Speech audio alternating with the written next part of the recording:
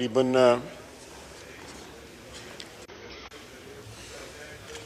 12-13 दिन हुए, 14 दिन हो गए हैं। 26 नवंबर को अभी तक ये पता नहीं लग सका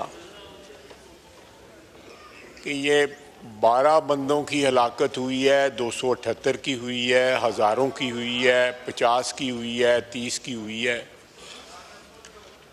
अभी तक जो है ये नंबर जो है हमें नहीं बता सके या आवाम को नहीं बता सके।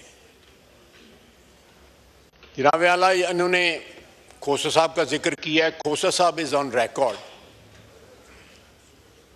मेरा ख्याल है अहमद मीर के प्रोग्राम में उन्होंने 278 कहा। जहां लोग बैठे हुए हैं, इस हाउस में लोग बैठे हैं जो 40 कहता रहा है, कोई 50 कहता रहा है, कोई 70 कहता रहा है। जो 12 का जिक्र इन्होंने किया, ना अभी तक उन्होंने कोई आईडी कार्ड नंबर, कोई जनाजे, कोई कब्रें, कोई वरसा कोई सामने नहीं आया।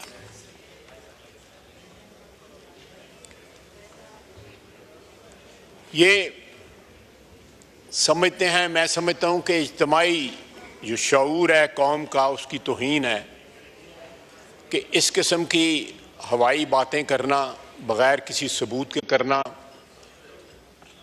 और रेटरिक भी इस्तेमाल करना। और रेटरिक इस्तेमाल करने का भी कोई एक फ़न होता है, एक आर्ट होता है। इस तरह नहीं है कि आप बंदूकों के जो है कैलिबर बताते रहें, जैसे POF में जो बैठे हुए हैं लोग जो है यहाँ पे। आधा वक्त तो इन्होंने अपनी तकरीर का बंदूकों के कैलिबर बताने में लगा दिया। सियासी तकरीर है, सियासी तकरीर में से सियासी बातें करें। इनके अंदर इस वक्त इतने इख्तलाफात हैं कि हर बंदा एक अलहदा स्टेटमेंट देता है, एक अलहदा स्टैंड लेता है। जनाब आला, इनके जितने लीडर हैं उतने बयान हैं। इनकी तकरीर में जो मैंने मतलब जो अखज़ किया है कि जब ये बरास्ता मुनाल भागे हैं यहाँ से,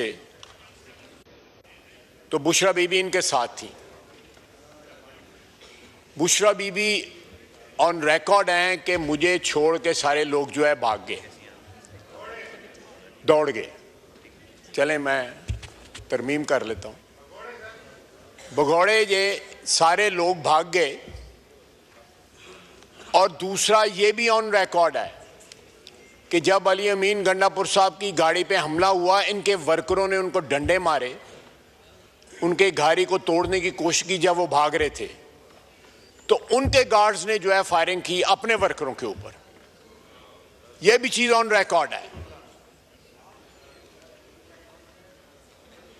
सर, ये कम से कम इस हाउस के सामने कोई यूनिफाइड किस्म का बयान जो है, जिसमें कोई तसलसल हो, जिसमें कोई कोहेरेंस हो, जिसमें कॉन्ट्रडिक्शंस ना हो, वो तो कम से कम पेश करें। अपना रिकॉर्ड जो है वो तो स्ट्रेट कर लें।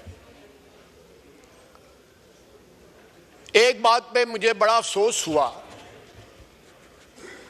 कि इन्होंने अब एक नया कार्ड जो है प्ले करना शुरू किया है, और उस सुबाइयत का कार्ड है।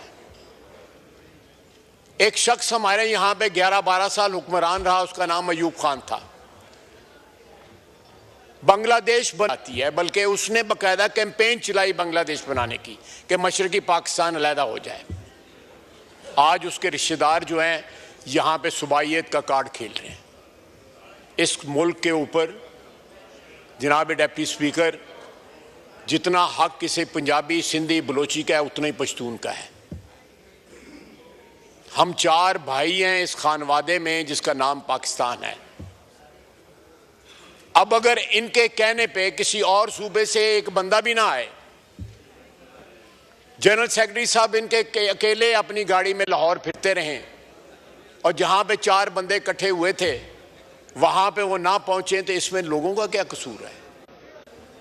इसमें Pashtun versus rest of Pakistan जो है वो क्या एक्सप्लॉइट करने की क्या जरूरत है?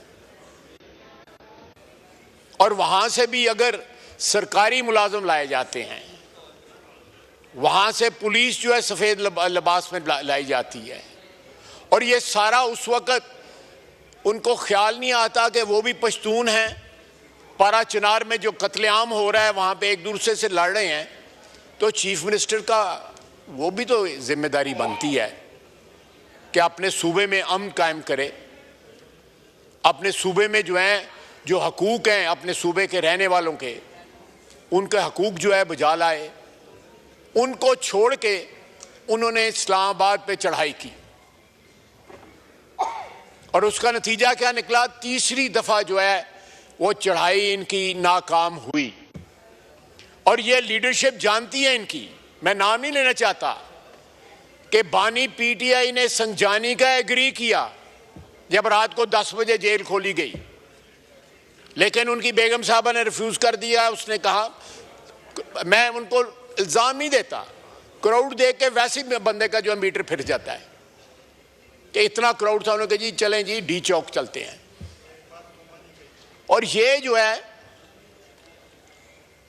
उसके बाद जब ये वहां से पसपा हुए हैं, भागे हैं, दुम दबा के भागे हैं, सारी की सारी लीडरशिप अपने वर्करों को छोड़ के भागी है। और वर्कर वीडियो मौजूद है, आप इस हाउस में उस दिन की वीडियो चलाएं, आपको पता लग जाएगा कि गोली किसने चलाई, फायरिंग किसने की, कौन वहां से भागा, कौन बड़के लगा रहा था। और जब कन्फ्रंटेशन का मौका आया, जब धरने का मौका आया या खड़े रहने का मौका आया, तो कौन कौन वहां से भागा है। और इनको ये रास्ता मिल गया हुआ है, सारे जो मुनाल के रास्ते भागते हैं। तीनों दफा जब ये भगौड़े हुए हैं, चीफ मिनिस्टर साहब तीनों दफा पहले केपी खड़े होते हैं, उसके बाद कोसार कॉम्प्लेक्स खड़े होते हैं, उसके बाद पहाड़ पे चढ़ जाते हैं, उसके बाद 12 जिलों से जो है पेशावर पहुंच जाते हैं। जनाब स्पीकर, ये तौहीन है इज्तिमाई शऊर की जो ये बातें करते हैं।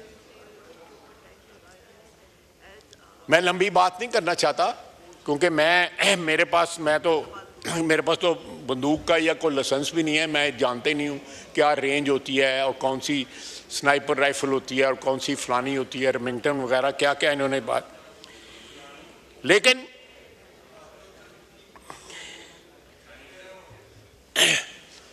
अब सिविल नाफरमानी की इन्होंने कॉल दी है। आज से 10 साल कबल भी इन्होंने सिविल नाफरमानी की कॉल दी थी और कंटेनर पे खड़े होकर बानी पीटीआई ने खुद जो है मुख्तलिफ यूटिलिटी बिल्स को जो है आग लगाई थी और लोगों को कहा था कि यूटिलिटी बिल्स ना देना। किसी ने उनकी कॉल के ऊपर जो है लबैक ना कहा। लोगों ने यूटिलिटी बिल्स भी दिए और उनकी कॉल जो है वो फेल हो गई। आज भी मेरा चैलेंज है इनको, अल्लाह के फजल से इनको कोई पाकिस्तानी जो है वो यूटिलिटी बिल देने से इनकार नहीं करेगा। कोई एक्सपैट पाकिस्तानी जो है, बैरून मुल्क रहने वाले पाकिस्तानी जो हैं, वो अपने घर अपने मुल्क में तरसीलात बेचना जो है वो बंद नहीं करेंगे। ये ज़रूर करें। मैं इसरार करता हूँ कि ये नाफरमानी, सिविल नाफरमानी के ऊपर ज़रूर खड़े रहें, इस स्टैंड लें। इंशाअल्लाह ताला ये जिस तरह इनके 3 हमले जो हैं वो फेल हुए हैं, इसी तरह ये सिविल नाफरमानी की कॉल भी जो है फेल होगी। जनाब वाला, अफसोस की बात है कि जब इतनी हजीमत उठानी पड़ती है, जब इतनी शिकस्त उठानी पड़ती है, जब इस तरह भागना पड़ता है मैदान से, तो उसके बाद सुबाइयत का कार्ड खेलना जो है, मैं समझता हूँ ये पाकिस्तान के साथ जो है वाबस्तगी वफादारी की का तकाजा ये है कि इस हाउस में आप मेंबर हों, इस हाउस ने आपको इज्जत दी हो, जो इसका वफाक का हाउस है, उस हाउस में खड़े होके ऐसे बीज बोने की कोशिश की जाए और बाकायदा जो बच्चे ऊपर बैठे हैं उनको एड्रेस करके बात की जाए, क्योंकि वो बच्चे जो हैं हमारे सूबे केपी से आए हुए हैं। इससे ज्यादा घटिया और क्या हरकत हो सकती है? सर, ये डीएनए पे बड़ा डिपेंड करता है, बहुत डिपेंड करता है डीएनए के ऊपर कि इंसान का डीएनए किस किस्म का है। अगर आपके डीएनए में पावर यूजर्व करने की ट्रेडिशन हो, उसके जरासीम हो, आमरीयत के जरासीम हों और बेशुमार किस्म में, मैं लंबी बातों में नहीं जाना चाहता, तो फिर वो इस किस्म की बातें करते हैं कि ये इनकी शिकस्त खुर्दा जो ज़हनीयत है उसकी निशानदेही करते हैं। ये अल्फाज जो हैं जो उन्होंने इस्तेमाल किए वफाक के ख़िलाफ़, पाकिस्तान की वहदत के ख़िलाफ़, जो इन्होंने बीज बोने की कोशिश की है। जनाब वाला, मैं कंक्लूड करता हूँ कि इनके 3 हमले नाकाम हुए। बड़ा बोल नहीं बोलता, अल्लाह के फजल से इनका सिविल नाफरमानी वाली कॉल भी नाकाम होगी। मैं ज़्यादा डिटेल में नहीं जाना चाहता, लेकिन जो 26 नवंबर के दिन जिन जिन बातों पे ये एग्री कर चुके हुए थे, इनके वर्करों को पता लग जाए तो जिस तरह जूतियां खा के उस दिन भागे थे, उससे ज़्यादा जूतियां खाई जाए। और ये ढाल बनाना ख्वातीन को, और फिर खातून जो है वो अपने खामद से भी ज़्यादा एम्बिशियस हों, तो फिर अल्लाह ही हाफिज है इनकी पार्टी का। अल्लाह ताला पाकिस्तान को किसी इनके हाथों से नुकसान को बचाए। 4 साल की इनकी हुक्मरानी में जो नुकसान पहुंचा है, आज भी पाकिस्तान जो है उसका भुगतान कर रहा है, उसके नताइज को भुगत रहा है। उस डिसमेंटल्ड सिचुएशन को, एक जो है खंडरात जो छोड़ के गए थे, आज उस पर अल्लाह के फजल से फिर हमारे तमीर होनी शुरू हो गई है। इस मुल्क में जो है तरसीलात बढ़ी हैं, 4 से 6 बिलियन डॉलर मंथली सालाना तरसीलात बढ़ी हैं। स्टॉक मार्केट 1 लाख जो है चली गई है।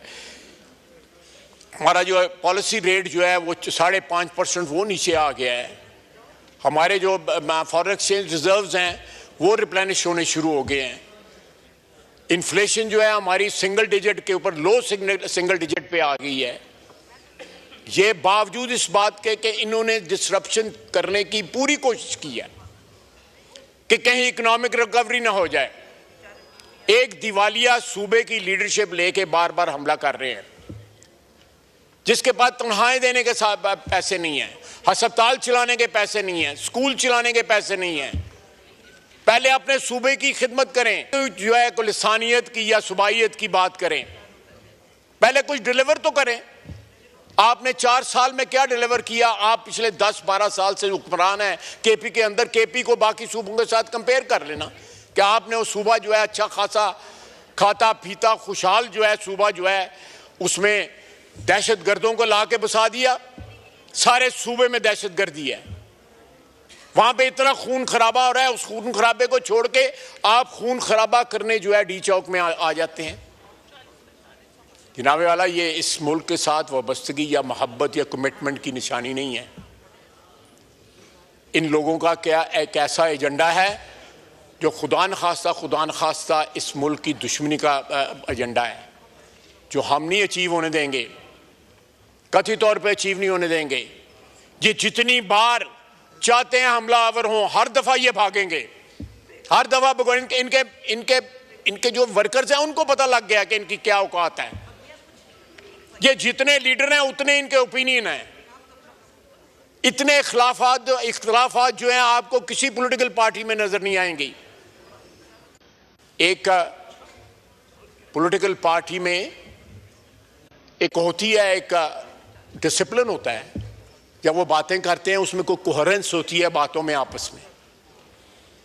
आधी लीडरशिप से ज्यादा जो है वो तो रिजाइन कर गई थी उस दिन 26 नवंबर को। किस बात पर रिजाइन कर गई थी? अपने इंटरनल इख्तलाफात की वजह से रिजाइन कर गई थी ना। अंदर की बातें मैं ज्यादा लंबी नहीं बताना चाहता, बहुत चीजें अमानतन है हमारे पास कि इन्होंने हमसे राब्ते किए या आज राब्ते कर रहे हैं या कल राब्ते कर रहे हैं, और अब राब्तों में क्या कह रहे हैं ये, और बानी पीटीआई क्या पैगाम भिजवा रहा है बाहर। खुदा का वास्ता है, सुबाइयत या लिसानियत या इस मुल्क में कोई ऐसे बीज न बोएं जिसकी फसल जो है कल जो है सारे पाकिस्तान को काटनी पड़े। वमा अलैना इल्लल बलाग। शुक्रिया।